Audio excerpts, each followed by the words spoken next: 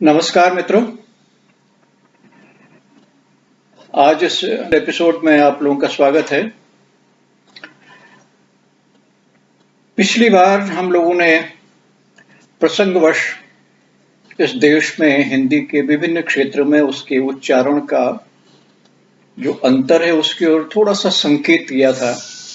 जैसे गुजरात, महाराष्ट्र सहित दक्षिण भागों में री स्वर को रू के साथ बोला जाता है और रू के रूप में, और शेष भारत में री के रूप में। ऐसे कुछ अनेक विशेषताएं हैं जो मैं तो कहा करता हूं कि हिंदी की ये विशेषताएं मानकर चलिए, उसकी पूंजी हैं। ये उसके सार्वजनिक सार्वदेशिक होने के प्रमाण भी हैं। फिर भी मानक रूप क्या हो, इसमें चर्चा उठती है। री से ही बात करें तो वस्तुतः री संस्कृत में स्वर है। हिंदी में भी हम स्वरों की गणना में इसको गिनते हैं। संस्कृत में और दो स्वर थे री के अलावा, री री रे रे। वस्तुतः इनका उच्चारण रह नहीं गया। री री तो संस्कृत में भी आगे चलकर बहुत कम प्रयुक्त हुए। हाँ, री का उच्चारण ऋषि, ऋतु और दृष्टि इस तरह से चलता रहा। अब ये तत्सम शब्दों में ही हिंदी में विद्यमान है। तत्सम शब्द आप जानते हैं, जो संस्कृत से जैसे संस्कृत में थे वैसे ही ले लिए गए हैं। उनमें री मात्रा के रूप में, स्वर के रूप में उपस्थित है, किंतु इसका वस्तुतः उच्चारण क्या है ये कम से कम हिंदी क्षेत्र में तो ज्ञात नहीं है। दक्षिण में कुछ लोग ये मानते हैं कि री को हम बोल सकते हैं, लेकिन वो भी सायास, स्वाभाविक प्रयोग में नहीं। स्वाभाविक प्रयोग में वो कृपा करके ऋण प्रदान कीजिए ऐसे ही कहेंगे, और उनके लिए वो स्वाभाविक है। और हमारे लिए हम जब ऋण, ऋचा, ऋतु कहते हैं तो आप उच्चारण पर अगर ध्यान दें, इसको हम व्यंजन से भी लिख सकते हैं। र में ह्रस्व की मात्रा लगाते हैं, चा लिखते हैं, ऋचा ऐसा लिखा जा रहा है। लोग अपने नाम ऋचा इस तरह से लिख रहे हैं। हाँ, वैदिक ऋचाओं की जब बात आती है तो वहां फिर हम र में ह्रस्व मात्रा लगा के चा नहीं लिखेंगे, वहां तो ऋचा स्वर के साथ लिखी जाती है। तो उच्चारण लगभग समान हो चुका है ह्रस्व री का और री स्वर का।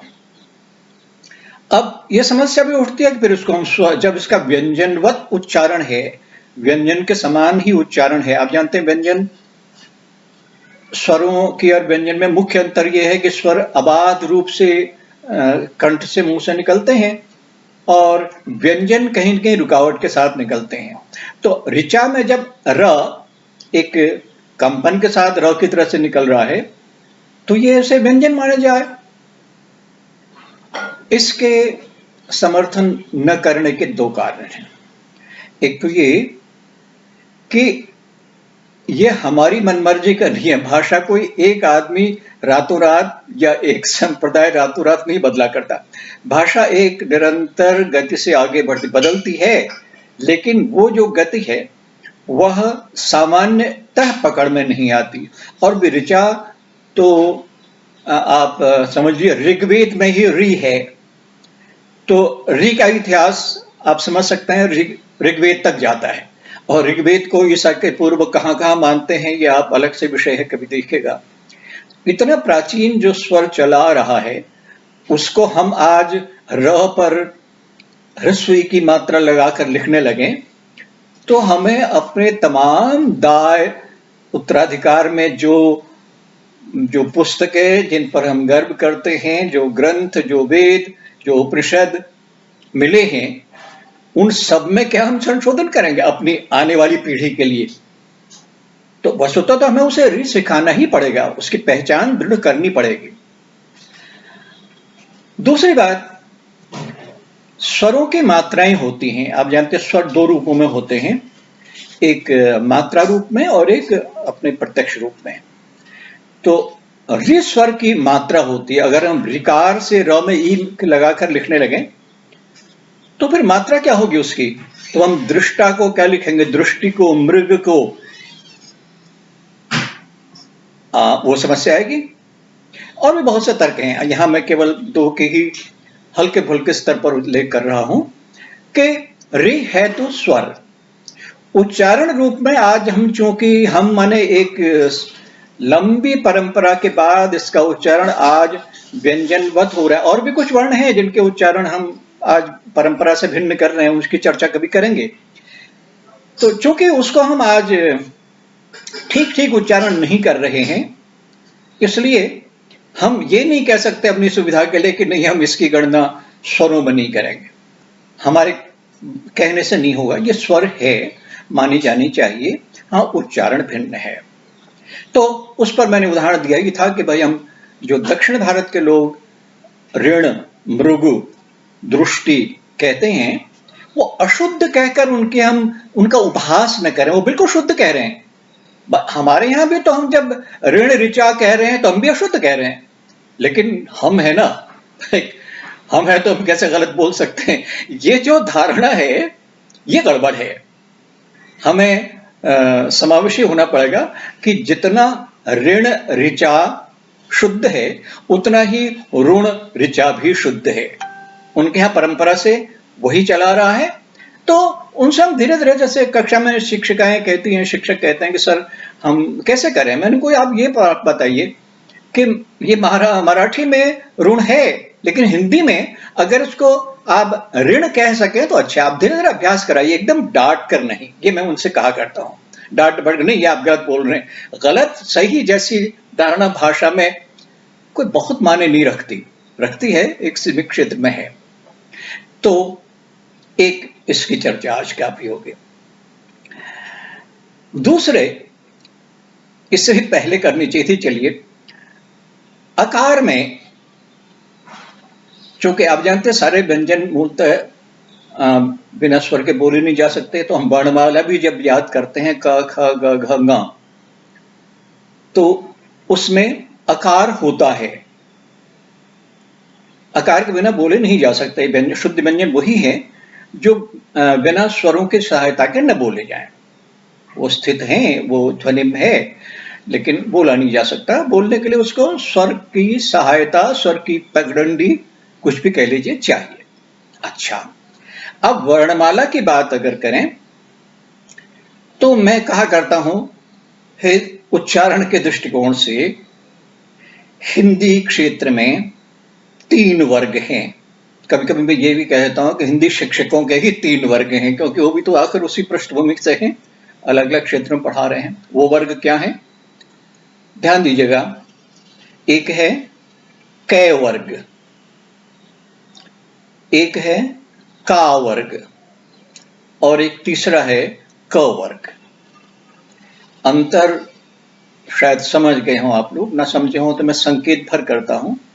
वर्णमाला कहीं कहीं सिखाई जाती है कै खे गे घे ङे चै छे जय जय य इत्यादि। एक दूसरे क्षेत्र में सिखाई जाती है का खा गा घा ङा चा छा जा।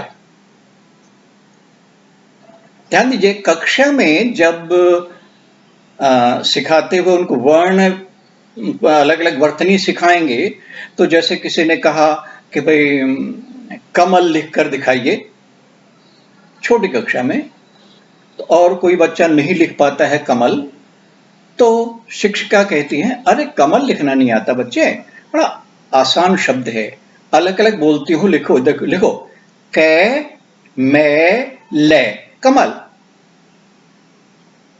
अब आप समझ सकते हैं। यही बात एक दूसरे वर्ग की है, वहां भी यही कमल शब्द अगर जाए तो कहते हैं अच्छा कमल आसान है, लिखो का मा ला कमल। और एक तीसरा वर्ग जो मैंने बताया वो तो सीधा ही कहता है भाई क म ल कमल।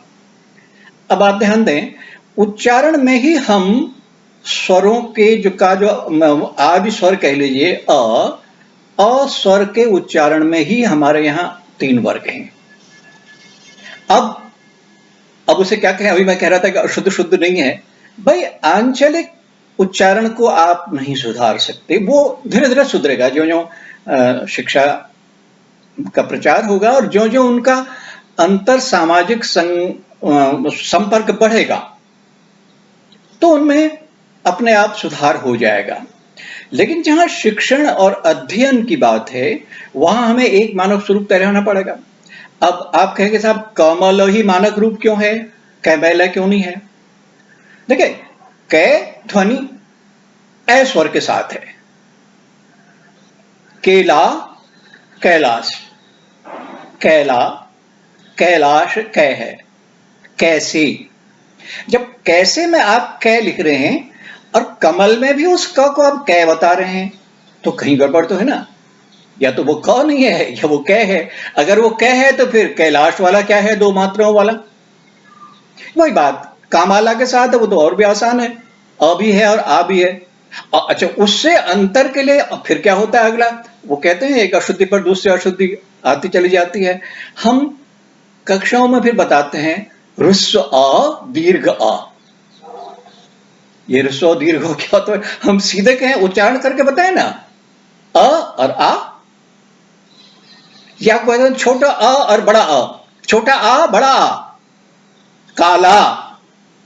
छोटा आ मत लिखना भाई, का बड़ा का है, बड़ा आ, बड़े आ की मात्रा है और ला में भी है, कल और काला। अब वो व्यंजन आ वर्ग जो है वो ये बता, कल के व्यंजन कल के भी वर्तनी यही बताएगा। अच्छा बच्चों लिखो कल, का ला कल, और जब काला लिखाना होगा तब भी कहेगा का ला कल। स्पष्ट है कि एक गड़बड़ है, अब आप लगा लीजिए। तो ये मैंने केवल संकेत किया, ये आंचलिक है। मैं इसको कहता हूं कि ये अशुद्धियां हम जान के नहीं करते, ये हमें गुरु परंपरा से प्राप्त हुई है। हमारे गुरु से मतलब परिवार के बड़े भी, क्योंकि पहले शिक्षक तो वही होते हैं, उन्होंने ऐसा ही सीखा और ऐसे ही बोलने वाले समाज के साथ उनके अंतर संपर्क हुए और यही उन्होंने अपने बच्चों को सिखाया। शिक्षक भी उसी समाज से आते हैं तो शिक्षकों ने भी यही, उनको भी विद्यालयों में यही सिखाया गया, उन्होंने सीखा और अब वो बड़े होकर शिक्षक हो गए हैं तो वो स्वाभाविक रूप से अपने हिसाब से ठीक पढ़ा रहे हैं। तो इस गुरु परंपरा को कहीं तोड़ना होगा, गुरुओं के प्रति पूर्ण सम्मान के साथ। मैं नहीं कहता कि माता पिता ने या गुरु ने जान के कोई अशुद्ध नहीं सिखाता, खास तौर पर भाषा का शिक्षक, लेकिन वो गुरु परंपरा में कहीं हमें गलत चीज प्राप्त हो गई है तो कहीं काले को काला कहने वाला तो चाहिए ना। इसलिए हमें ये देखना होगा कि हम जब नई पीढ़ी को हिंदी सिखा रहे हैं, विदेशियों को हिंदी सिखा रहे हैं, गैर हिंदी भाषी अध्येताओं को हिंदी सिखा रहे हैं, तो हमें एक ऐसी सिखानी होगी हिंदी जो स्वीकृत है, मान्य है, मानक है। ऐसे ही कुछ और प्रसंगों की चर्चा आगे करेंगे। तो यह भाषा के बहाने हम जो मिल रहे हैं, ये भाषा का बहाना आपको कैसा लग रहा है? अगर मैं आप लोगों को अधिक नहीं उबा रहा हूं तो एक सब्सक्राइब कीजिए ताकि हम लोगों का उत्साह वर्धन हो, हम और अधिक मिल सकें। एक निवेदन और यहां करूं, आगे भी करूंगा, कि अब आपको जो कोई समस्या इस अनौपचारिक बातचीत से, मैंने पहले दिन ही कहा था कि मैं औपचारिक बातों में, शास्त्रीय अध्ययन में, किताबों में नहीं जाऊंगा, इस अनौपचारिक अध्ययन से आपको कुछ लाभ हो रहा हो या आपके मन में कोई शंका उठती हो तो आप मुझे सीधे भी प्रेषित कर सकते हैं। धन्यवाद, फिर मिलेंगे, नमस्कार।